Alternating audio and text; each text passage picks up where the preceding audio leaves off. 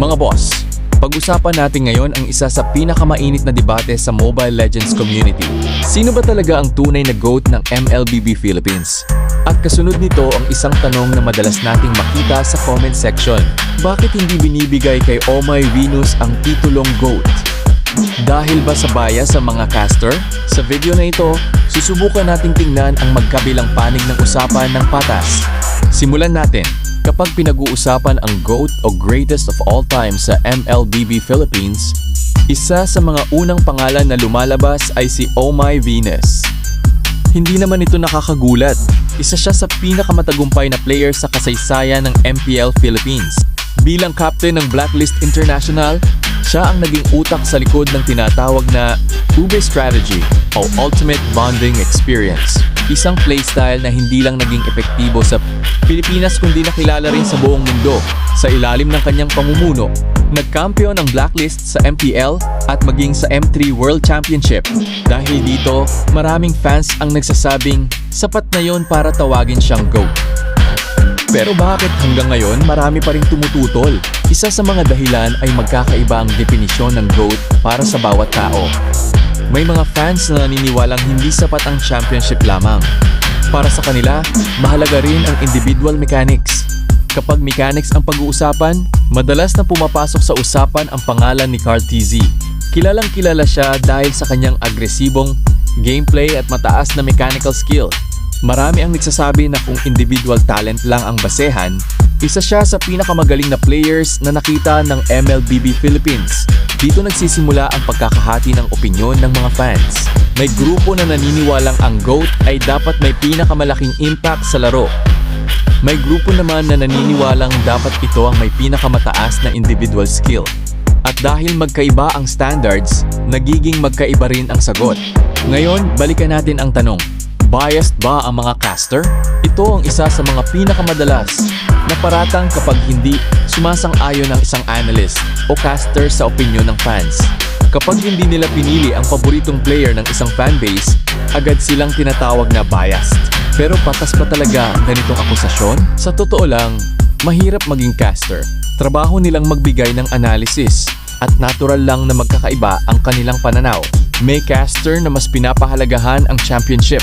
May caster na mas pinapahalagahan ang mechanics. May caster na tumitingin sa longevity. At mayroon ding tumitingin sa consistency.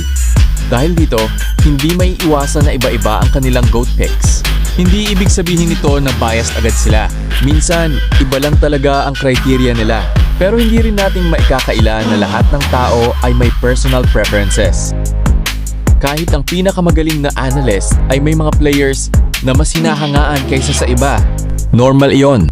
Ang mahalaga ay kung may sapat silang basehan para sa kanilang opinyon.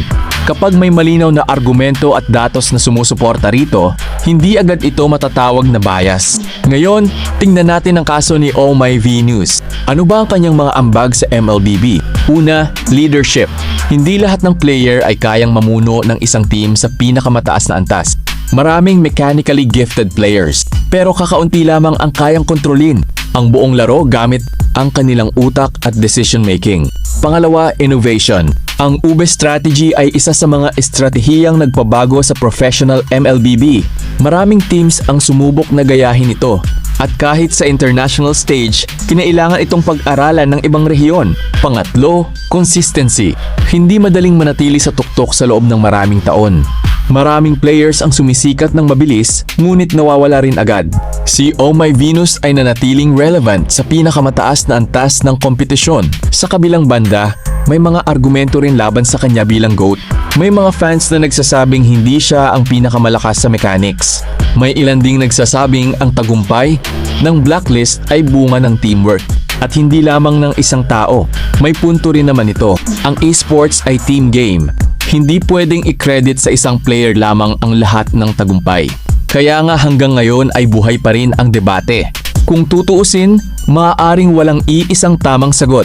Depende ito sa kung ano ang mas pinahahalagahan mo. Kung championships, leadership, at impact sa laro ang basehan mo. Malakas ang kaso ni Omay Venus. Kung mechanics at individual dominance naman ang basehan mo, maaaring ibang player ang piliin mo.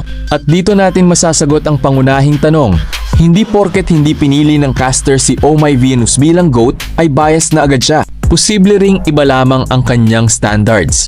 Gayunpaman, may karapatan din ang fans na hindi sumang-ayon. Iyan ang kagandahan ng sports at esports. Nagkakaroon ng healthy debate, nagkakaroon ng iba't ibang pananaw. At habang patuloy na may mga bagong kampiyon at bagong records na nabubuo, patuloy ring magbabago ang usapang GOAT. Sa huli, ang pinakamahalagang tanong ay hindi kung sino ang GOAT ayon sa caster, kundi kung sino ang GOAT para sa iyo. Para ba sa iyo ay si Oh My Venus, si Carl T, si Wise, o may iba ka pang pangalan na nasa isip? I-comment mo sa ibaba ang iyong sagot at ipaliwanag kung bakit.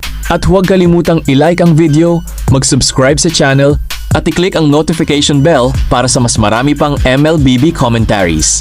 Hanggang sa susunod na video, mga boss. Salamat sa panonood!